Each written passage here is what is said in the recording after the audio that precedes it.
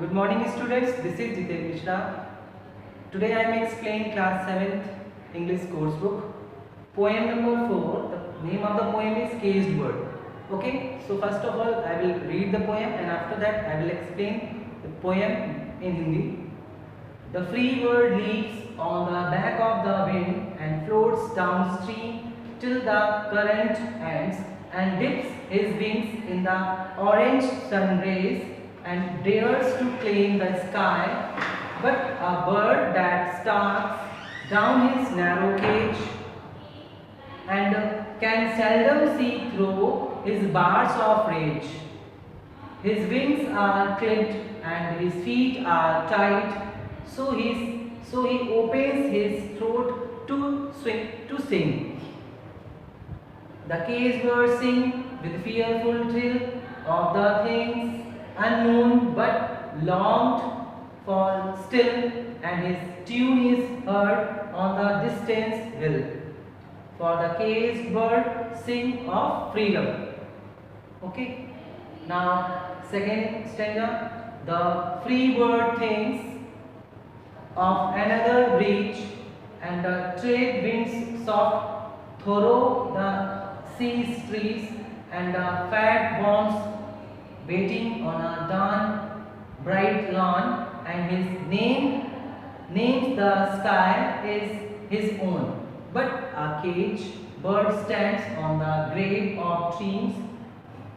His shadow shouts on a nightmare scream. His wings are clipped and his feet are tight on, so he opens his throat to sing.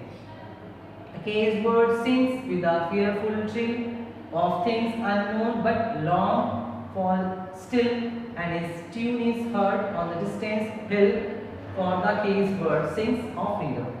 So ये poem जो है वो किसके द्वारा लिखी गई है? माया एंड विल्यू, जिनका जन्म 4 अप्रैल 1928 में हुआ था, उनकी डेथ हुई थी 28 मई 2014 में.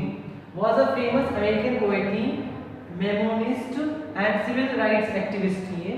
Some of her most famous, कुछ उनकी फेमस वर्क हैं आप पोइट्री के इंक्लूड हैं O pray my wings are gonna fit me well 1975 में, and why don't you sing 1983 में, I shall not be moved 1990 में, and a brave and startling truth 1995 में. अगर इनके बारे में आपको ज़्यादा जानना है तो इसकी साइट दी गई, इसमें आप इनके बारे में आप सर्च कर सकते हैं.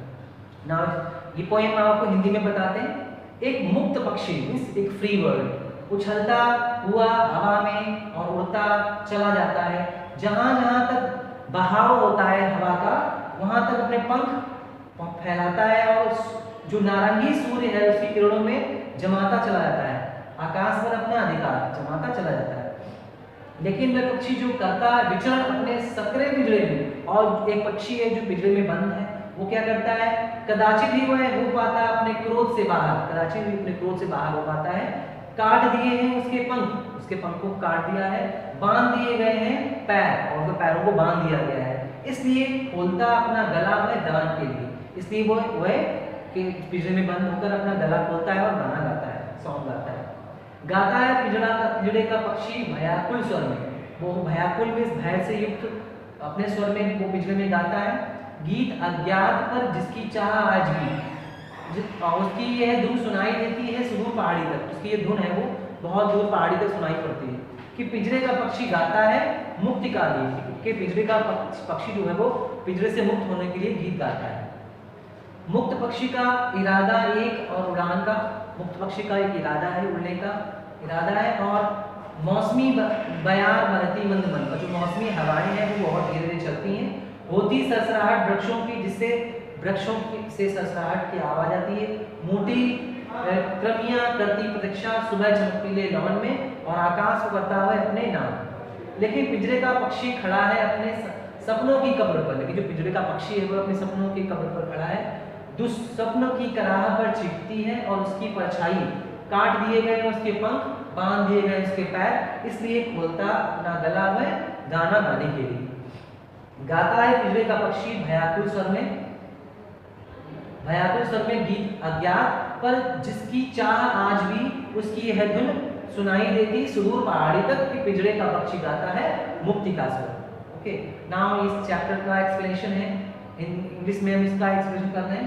The first stanza of caged bird describes not the caged bird but who is free. The free bird is able to choose where he goes, and when he rides the back of the wind, delights and dips his wings in the warmth, orange light, and dares to claim the sky.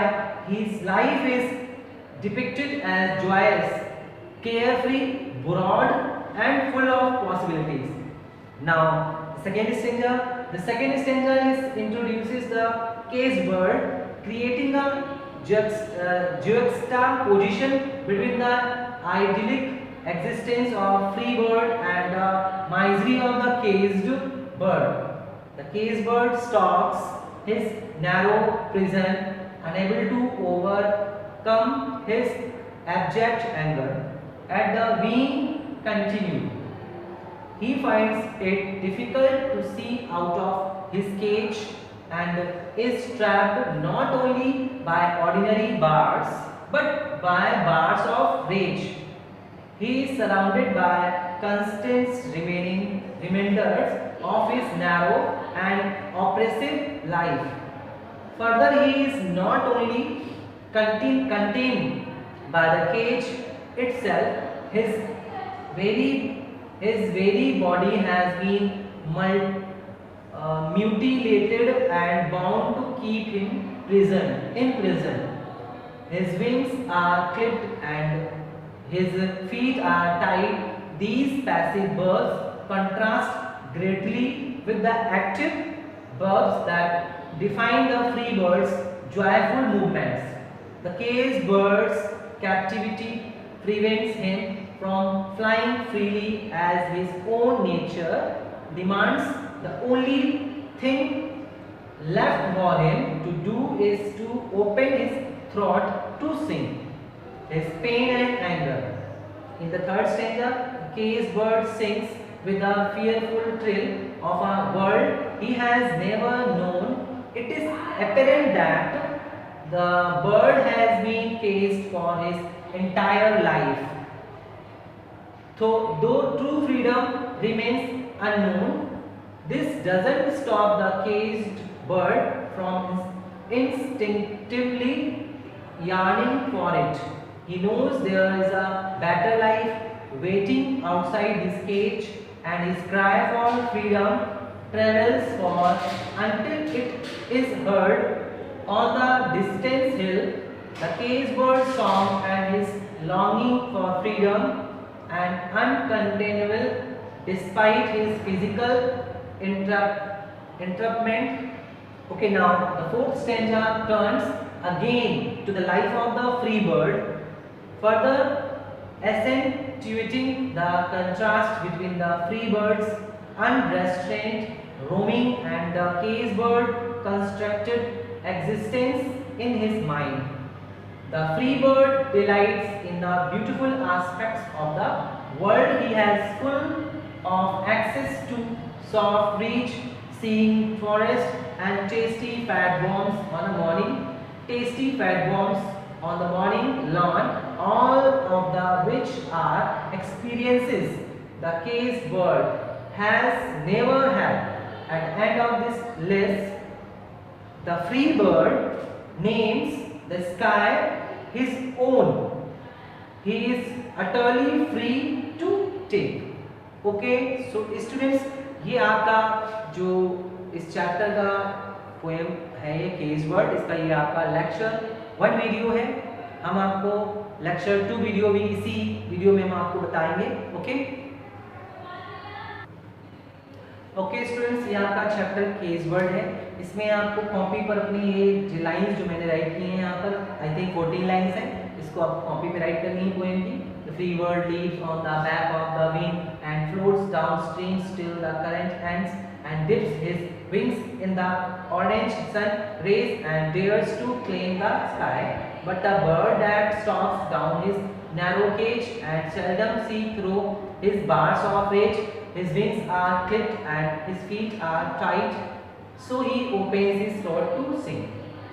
Now इस chapter की summary है, इसको यहाँ पे right की गई है, इसको आपको राइट करनी है। A free bird flies on the winds, free bird है वो फ्लाई से उड़ती है विंड हवाओं में, एज इफ फ्लोटिंग डाउनस्ट्रीम, ऐसे मानो कि वो डाउनस्ट्रीम में है, until the wind current shift and the bird dips its wings in the orange sunlight and he dares to call the sky is full.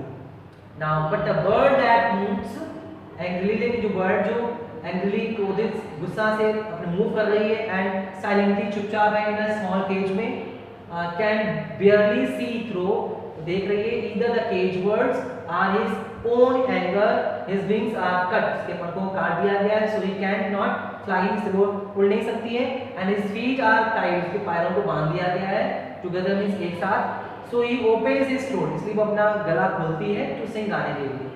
The cage bird sing, cage bird गाना गाती है, fearful of things he does not know, नहीं जानती है, but still wants, वो जानना चाहती है कि his song can be heard, कि उसका साउंड को कोई सुन सकता था, from as far as, अबे डिस्टेंस इसमें उसका गाना जा सकता है, because the cage bird sings about freedom, क्योंकि cage bird वो आज़ादी के लिए गाना गा रही है।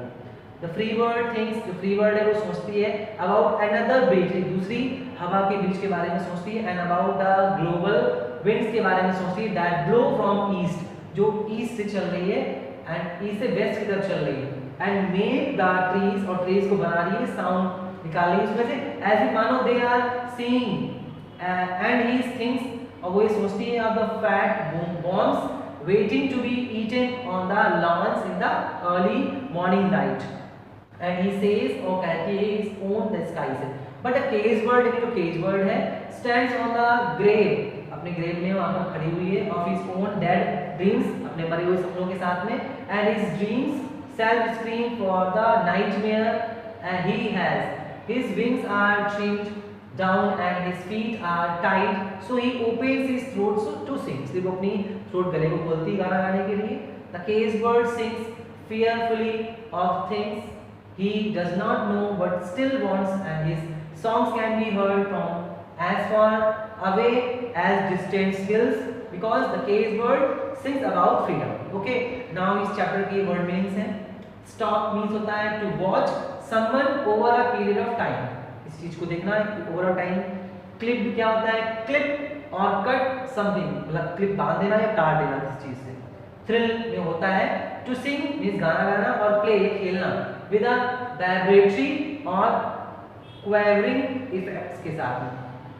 Now आता है longed means होता है wanting something, किसी चीज को चाहना, और someone eagerly, बहुत ही उत्सुकता पूर्वक चाहना। Eager, a long deep audible breath, एक लंबी गहरी सुनाई देने वाली सांस, which express, जो एक्सप्रेस करती है सैडनेस को और रिलीफ को।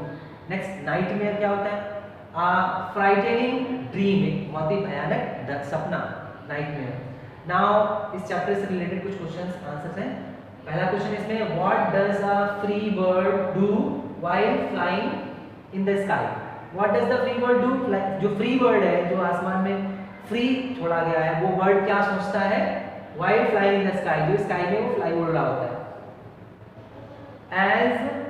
as a free bird flies, जैसे कि free bird flies उड़ता है, it jumps to a great height, वो बहुत ही ऊंचाई से जंप करता है, among the winds, हवा में, and floats downstream, और अपने पंखों को फैलाता है, dripping its feathers, अपने feathers को फैलाता है, against the beauty of the, जो भी नेचर की ब्यूटी है उसमें फैलाता है, setting sun, flies fearless across the sky, वो बिना डरे हुए आकाश में उड़ रहा है, making it, और बना रहा है its own home, अपना खुद का घर बना रहा है, and thereby enjoys, और बहुत एंजॉय कर रहा है itself, अपने आप, in the lap of the nature.